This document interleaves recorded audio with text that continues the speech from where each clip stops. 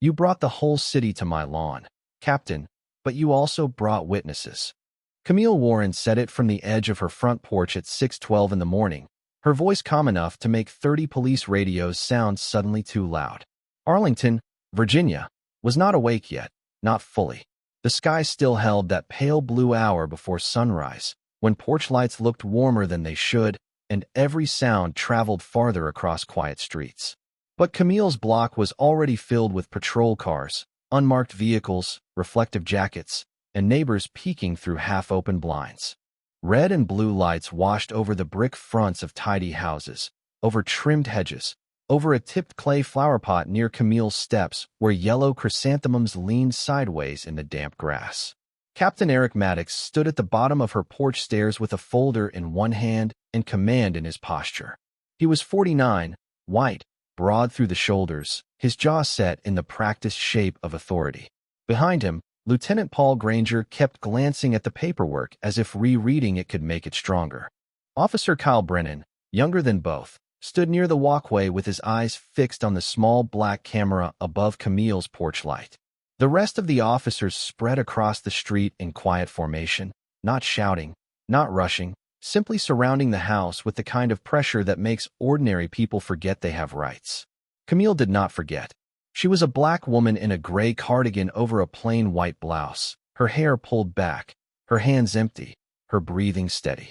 She looked like someone who had been interrupted while making coffee, not someone standing in the center of a police operation. That was what Maddox saw, and that was his first mistake. To him, the modest one-story brick home looked ordinary. The old sedan in the driveway looked ordinary. The flower pots, the porch mat, the wind chime beside the door, all ordinary. He had no idea that beneath the house, behind a locked basement door, was a restricted communications room tied to a federal cybersecurity program. He had no idea that Camille had once spent 12 years as an Air Force intelligence analyst, reading threats in silence before other people even knew danger had a name. He had no idea that the woman he was trying to intimidate had briefed colonels, defended classified networks, and learned long ago that panic was a luxury professionals could not afford. Maddox lifted the folder slightly. "Dr. Warren, you should have opened the door before we brought this many people here." Camille glanced past him at the line of cars, then at the neighbors watching from behind curtains. "No," she said softly. "You should have checked who told you to come." Granger's eyes flicked down to the folder. Brennan heard it and looked up. Maddox did not like the way she said who, as if the word had weight he had failed to measure. "We have a report of unauthorized data activity from this residence," he said. Camille looked toward her front window, where the reflection of flashing lights trembled across the glass like heat over asphalt. "Then read the federal liaison note attached to the address." Granger went still, only for a second, but Camille saw it. Brennan saw it too. Maddox smiled like a man refusing to notice the floor beginning to crack beneath him. "Ma'am, do not play lawyer with me." Camille stepped back just enough to open the door behind her. The smell of coffee drifted out into the morning air. "I am not playing anything," she said. "But if one of your officers crosses my basement threshold without clearance, this stops being local." Maddox's smile stayed in place, but his eyes hardened. He thought she was bluffing. Camille already knew he was not ready for the call she was about to make. Camille let the door remain open behind her, not as an invitation, but as a line no one had permission to misunderstand. Warm kitchen lights spilled across the porch boards and touched the edge of her gray cardigan, the same cardigan her neighbor Mrs. Delaney had once complimented while Camille carried groceries from the trunk of her old sedan. To most people on Maple Ridge Court, Camille Warren was polite, quiet, and almost forgettable in the way private people often are. She trimmed her own hedges on Saturdays, placed canned goods in the community pantry box near the church, and waved to children riding bicycles past her driveway without ever inviting curiosity. Her house was modest, one story, red brick with white shutters, a narrow lawn, and 3 clay pots of chrysanthemums by the steps. Nothing about it suggested secrets. Nothing about her morning routine suggested the kind of work that kept generals awake at night. She liked that. After 12 years in Air Force intelligence, Camille had learned that the safest people in a room were often the ones no one thought to study. She had sat behind glass walls in secure facilities, reading data streams at 2 in the morning while rain-struck windows she was not allowed to open. She had listened to briefings where every word had weight, where one careless assumption could expose a system, a unit, or a life. Later, after leaving active service, she became a civilian cybersecurity director for a federal defense program, the kind of title that sounded dull to outsiders and urgent to the people who understood what she protected. Her work did not involve medals on walls or speeches at ceremonies. It involved locked doors, verified access, quiet audits, and the discipline to treat every warning like it might matter. That was why her basement was not a basement in the ordinary sense. Behind the white door at the end of the hallway, beneath the framed photograph of her late mother in a church hat, was a restricted communications room with a secure line, encrypted terminals, and federal equipment logged down to the serial number. It was not dramatic. It was not flashy. It was simply protected. Captain Maddox had missed all of that because he had decided who she was before she opened her mouth. Camille saw it in his eyes, the quick inventory people sometimes made when they saw a black woman standing alone in a doorway before sunrise. He saw a resident to pressure, not a director to verify. He saw a house to search, not a perimeter to respect. He saw calm and mistook it for compliance. "Step aside and let us do our jobs," Maddox said. Camille looked at the folder in his hand. "Your job begins with lawful authority." Lieutenant Granger shifted behind him, the paper edges trembling slightly between his fingers. Officer Brennan glanced toward the hallway inside, where the basement door remained closed in the dim light. On that door, a small metal plate read Restricted Communications Equipment. Brennan read it once, then again. Camille noticed the way his face changed. Not fear exactly. Recognition. Maddox did not turn to see it. He was too focused on winning a conversation that had already become evidence. "Dr. Warren," he said, stretching the title as if it amused him.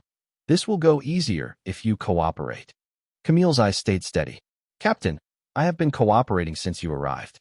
You are the one refusing to verify clearance." The radios outside crackled. A neighbor's curtain moved.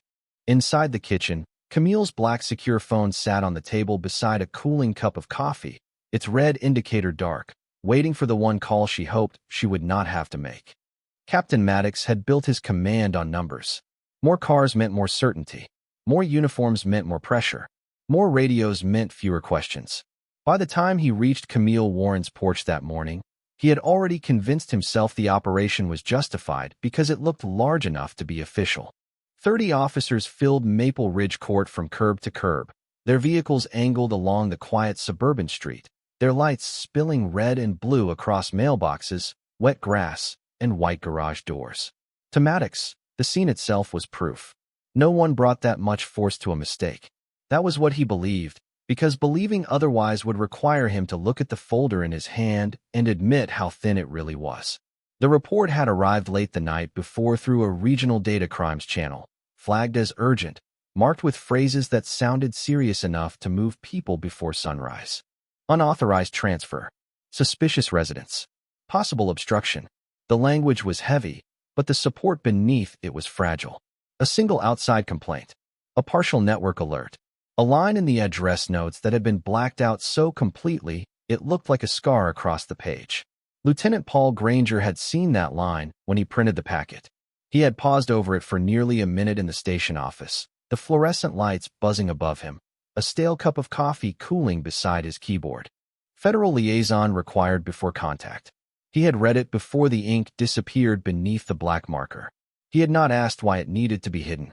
He had not asked who ordered the redaction. He had only placed the papers in a folder and told himself that command decisions belonged to commanders.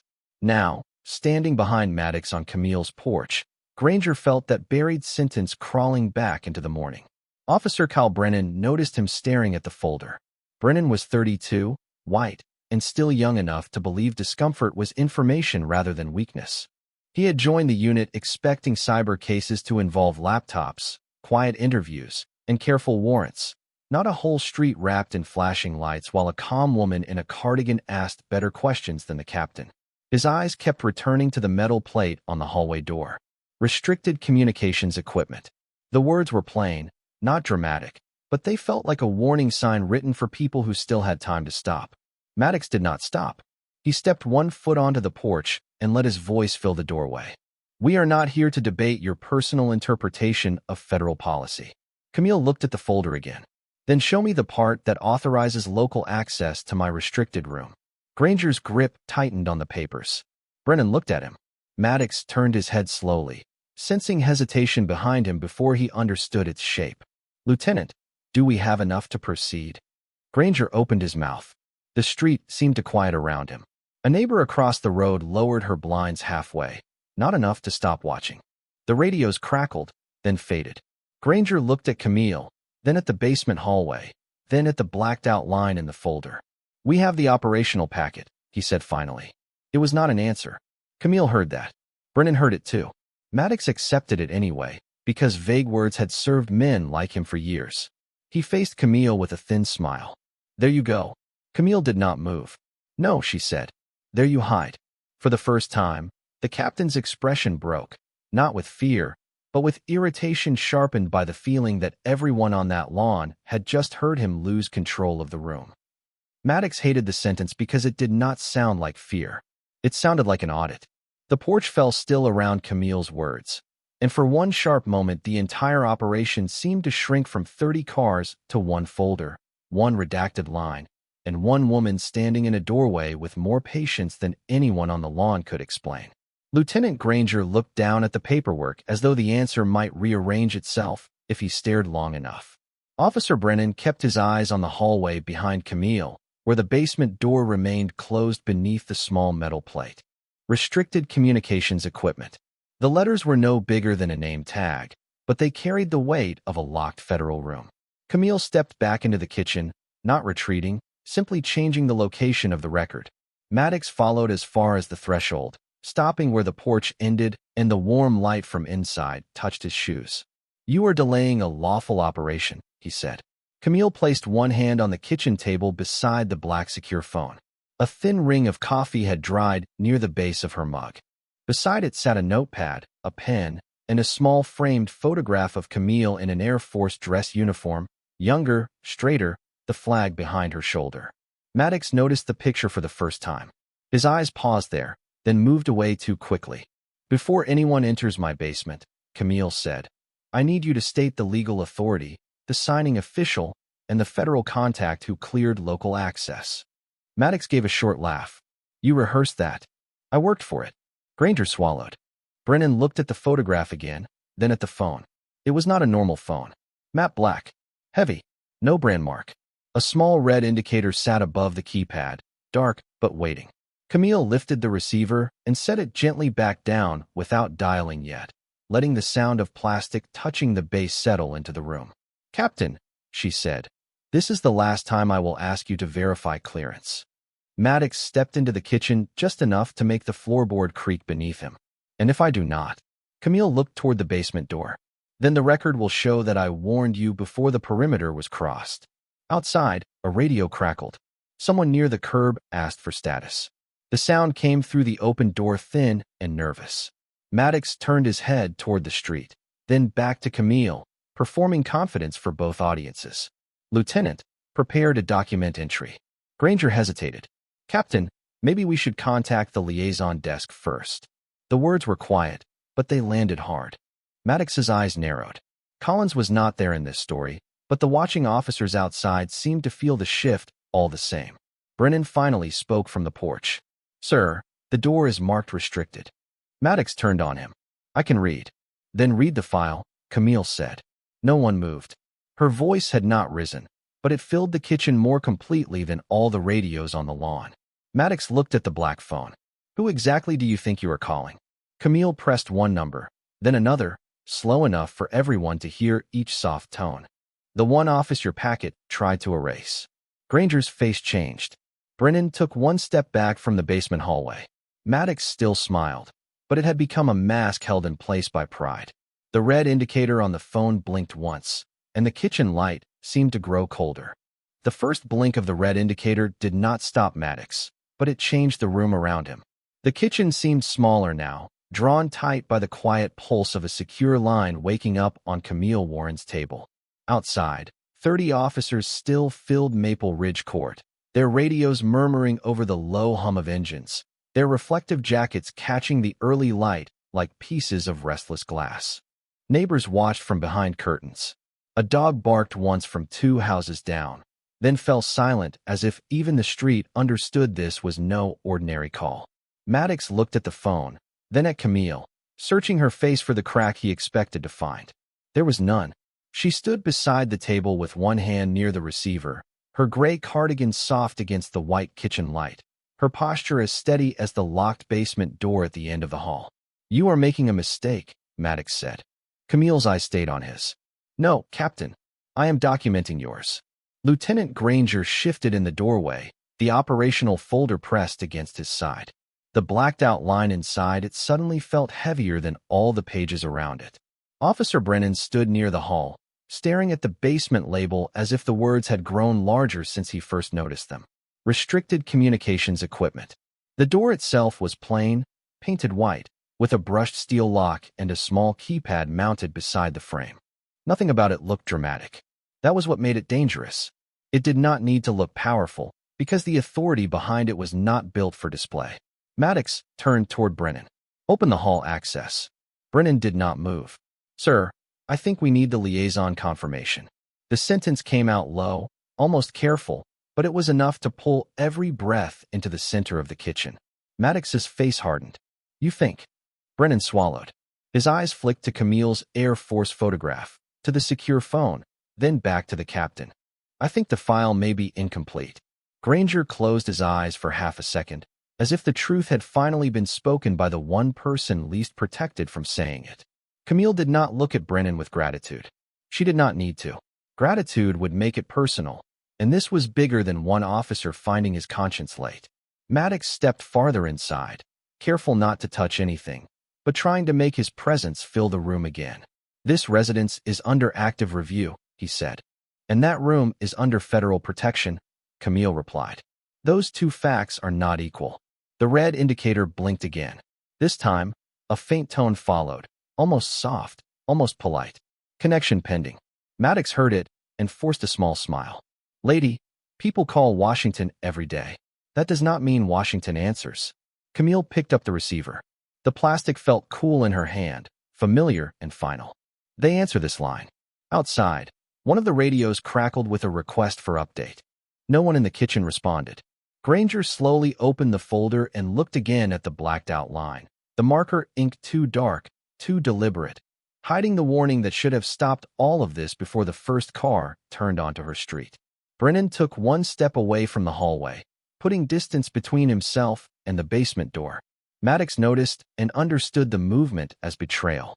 Camille understood it as evidence. The phone tone clicked once more, and the red light stopped blinking. It held steady, connected. A voice came through, crisp, male, and calm enough to make every uniform in the kitchen feel suddenly local. "Pentagon duty desk. Identify and confirm breach condition." Maddox's smile vanished before he could save it. Camille did not answer immediately. She let the voice from the secure line settle into the kitchen, crisp and controlled, the way official truth sounds when it does not need to raise itself. Maddox stood near the threshold with his folder lowered slightly, his posture still rigid but no longer certain.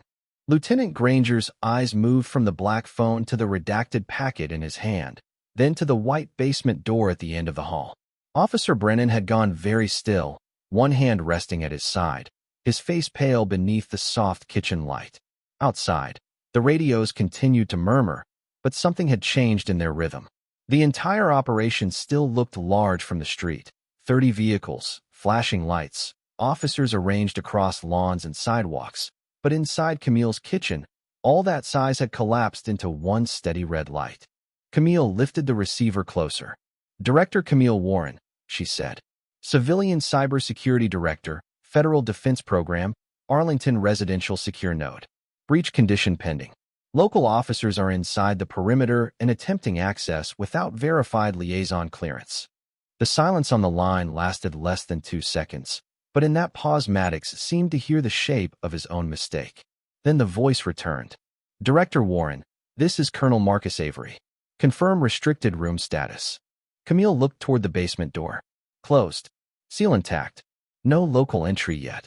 Brennan exhaled softly, as if he had been holding his breath for the door itself. Colonel Avery's voice remained calm. "Remain on the line." Do not allow physical access to the restricted room. Federal response is being activated. Local command will be contacted through official channels. Maddox stepped forward. This is Captain Eric Maddox with Arlington Police. We are operating under a valid local report. Camille did not hand him the phone. She turned it slightly so the voice could carry. Captain Maddox, Colonel Avery said, stand by and cease any attempt to enter the restricted area until federal authorization is verified. The words were not shouted. That made them worse for Maddox. They arrived clean, documented, impossible to bend into a misunderstanding. Maddox's jaw tightened. Colonel, with respect, we have 30 officers on site. Then 30 officers can wait, Avery replied. The kitchen went quiet enough for the wall clock above the sink to become audible. Tick, tick, tick. Outside, one radio crackled, then cut short. Another went silent. Through the front window, Camille watched an officer on the sidewalk touch his earpiece, look toward the porch, and stop mid-step. The sound of authority was disappearing one channel at a time. Granger's face had turned gray. Brennan looked at Camille, not with suspicion now, but with the stunned recognition of someone seeing the person in front of him become fully visible after everyone else tried to make her small. On the counter beside the coffee mug stood the photograph of Camille in her Air Force dress uniform, the younger version of herself looking straight into a future that had now arrived in her own kitchen. Morning sunlight moved across the frame, catching the glass. Camille placed one palm flat on the table to steady herself, not from fear, but from the weight of restraint. She could have been louder. She could have enjoyed the collapse of Maddox's certainty. Instead, she listened. Colonel Avery spoke again. Director Warren, federal units are 5 minutes out. Maintain the line. Camille looked at Maddox. You heard him. Maddox did not answer. For the first time since arriving, he looked past her into the house not as a target, but as a place he had failed to understand. The red light on the phone held steady, and beyond the window, the first federal siren appeared faintly in the distance, not loud, not chaotic, just approaching with the patience of consequences. The first federal SUV turned onto Maple Ridge Court without drama, and that made it feel more serious than the 30 vehicles already crowding the street. It was black, unmarked, clean, moving at a measured pace past mailboxes, lawns, and neighbors who had stopped pretending not to watch. 2 more followed behind it, their lights low, their arrival quiet enough to make every local radio seem suddenly excessive. Through the kitchen window, Camille saw officers along the curb straighten, then looked toward Captain Maddox for direction. Maddox had none to give. The secure phone remained on the table, the red indicator steady. Colonel Marcus Avery still listening from the other end like a presence inside the room. Federal units are on site, Avery said. Camille did not look away from Maddox. Confirmed. Outside, the first SUV door opened, and Agent Dana Whitaker stepped out in a navy field jacket, her hair pulled back, her badge case clipped at her belt without display. Beside her, a tall black officer in a dark suit stepped into the morning with the quiet authority of someone whose name did not need to be shouted. Colonel Avery had come in person. The street changed around them. Conversations stopped. Engines idled lower. Even the neighbors behind curtains seemed to lean closer without moving. Agent Whitaker spoke briefly to an officer near the curb, then looked toward Camille's house. She did not hurry, but every step had purpose. Colonel Avery followed, eyes moving across the porch camera, the patrol cars, the officers in the yard, the open front door, and finally the folder in Maddox's hand. By the time they reached the porch, Lieutenant Granger looked as if the paper he carried had become too heavy for one man. Brennan stepped aside before anyone asked him to. Maddox moved toward the doorway, trying to recover the shape of command. Agent, Colonel, this is an active local investigation. Whitaker looked at him once. Not anymore. The words were clean and flat. They left no space for argument. Colonel Avery stepped just inside the kitchen and turned first to Camille. Not to Maddox. Not to the folder. To Camille. Director Warren, he said, his voice lower now, but no less official. Are you all right? Maddox went still. Granger looked up. Brennan stared at Camille as if the title had opened a room and shown another room behind it. Camille set the receiver gently back into its cradle, leaving the line active. I am unharmed, she said. The restricted room remains sealed. Avery nodded. Good. Whitaker's eyes moved to the basement hallway, then to Brennan. Did anyone cross that threshold? Brennan answered before Maddox could. No, ma'am. His voice was quiet, but clear. Maddox shot him a look, but it no longer carried the power it had carried 10 minutes earlier. Whitaker turned to Granger. Operational packet. Granger handed it over with both hands. She opened it on Camille's kitchen table beside the cooling coffee, the framed Air Force photograph, and the secure phone.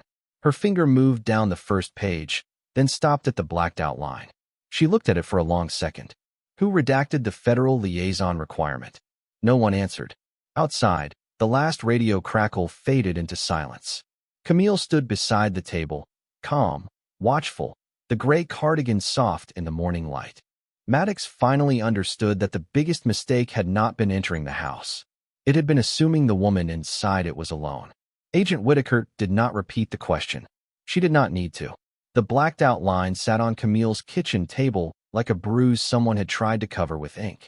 Colonel Avery stood beside the secure phone, his face calm but no longer neutral, while Camille watched the room with the stillness of a woman who had already survived the loudest part. Outside, 30 local officers waited in a street that no longer belonged to their operation. Inside, everything had become smaller and sharper. One folder, one redaction, one basement door still sealed, and one captain trying to keep his command from sliding out of his hands. Whitaker turned the operational packet toward the light. Federal liaison required before contact. She read, using the clean copy pulled from the Defense Program database on her tablet. Then she placed it beside Granger's printed version, where the same line had been covered in black marker. The difference was so plain it made the kitchen feel colder. Granger stared at the 2 pages. His lips parted, but no defense came out. Brennan looked at Maddox, then at Camille, then down at the floor. Maddox finally spoke. We acted on the packet provided. Whitaker looked up. You acted after the resident identified the clearance issue, after the room was marked restricted, and after one of your own officers questioned whether the file was complete. Her voice stayed even. That made each word harder to escape. Colonel Avery opened a slim case and removed a printed access log.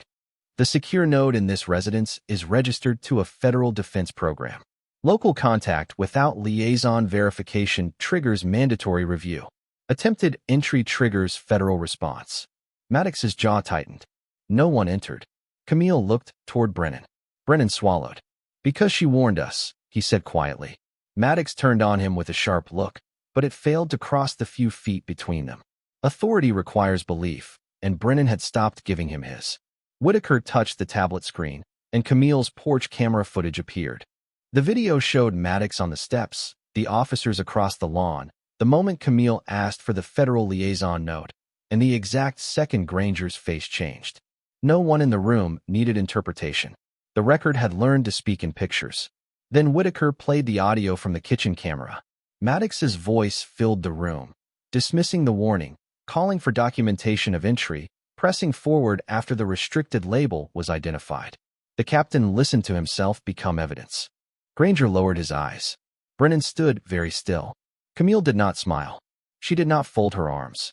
She did not look satisfied. Satisfaction would have made the moment too small. This was not about embarrassing one man in her kitchen. It was about a system that had arrived before sunrise, certain it could turn suspicion into permission if enough cars filled the street. Whitaker closed the packet. Captain Maddox, your on-site command authority is suspended pending formal review. Lieutenant Granger, you will provide a full statement regarding the altered packet. Officer Brennan, you will remain available for interview. Outside, the radios were ordered to stand down one by one. Engines quieted. A few officers stepped back from Camille's lawn as if finally understanding it was not a stage for their certainty. Maddox looked at Camille then, searching for anger he could argue with. He found only restraint. Camille picked up her coffee cup, now cold, and set it in the sink. My house was never the threat, she said. The room held that sentence for a long moment. Colonel Avery nodded once, not as her superior, but as someone recognizing a truth that should not have needed proving. Through the front window, the first patrol car pulled away from the curb, leaving a strip of wet grass shining in the morning sun where its tires had pressed too close to her flowers. By mid-morning, Maple Ridge Court began to look like a neighborhood again. The last patrol car eased away from Camille Warren's curb without the confidence it had arrived with, leaving behind flattened grass, damp tire marks, and the strange quiet that follows when noise realizes it was never power. Neighbors who had watched through blinds now stood on porches with coffee gone cold in their hands, uncertain whether to wave, apologize, or pretend they had not witnessed anything at all. Camille did not look at them for long. She stepped onto the lawn in her gray cardigan, the morning sun warming her shoulders, and crouched beside the clay flower pot that had tipped near the steps. The yellow chrysanthemums were bent, but not broken. She lifted the pot carefully, pressed soil back around the roots, and turned it toward the light. Inside the house, Agent Dana Whitaker finished preserving the porch camera footage, the kitchen audio, the dispatch records, and the original federal liaison note that someone had tried to bury beneath black ink. Colonel Marcus Avery stood near the basement door while a technician verified the secure room from the hallway only, without crossing the threshold. The red light on the secure phone had gone dark, but its silence felt different now. It was not waiting. It had done what it was built to do. Captain Eric Maddox remained near the kitchen table, no longer giving orders. His on-site authority had been suspended, his folder had been taken into federal custody, and the confidence he had worn like armor seemed to hang loose around him. Lieutenant Paul Granger gave a formal statement in a low voice, each sentence pulling him farther from the safety of silence. Officer Kyle Brennan stood by the window, watching Camille fix the flowers, knowing he would remember that image longer than the flashing lights. Maddox finally looked toward the porch. "Dr. Warren," he said, the title no longer stretched with mockery. "I was wrong." Camille paused with one hand on the flower pot. She did not turn immediately. A light breeze moved the wind chime beside the door, soft and clear. When she finally looked back, her face held no triumph. "You were responsible," she said. "That is heavier than wrong." Maddox lowered his eyes. There was nothing useful left for him to say. A few minutes later, the federal SUVs pulled from the curb one by one, not in haste, not in celebration, but with the steady rhythm of a record moving forward. Colonel Avery stopped beside Camille before leaving. "The program will review your residential security protocol," he said. Camille gave a faint nod. "Review theirs first." He understood. After everyone was gone, the streets settled into ordinary sounds again. A bus sighed at the corner. A garage door opened down the block. Somewhere, a child laughed on the way to school. Camille picked up her cold coffee from the kitchen, poured it out, and stood for a moment beside the closed basement door. Then she walked back to the porch, touched the petals of the chrysanthemums, and watched sunlight return to her lawn. No sirens, no speeches, no victory, just a quiet house, a protected door, and the truth, finally standing where 30 cars had failed.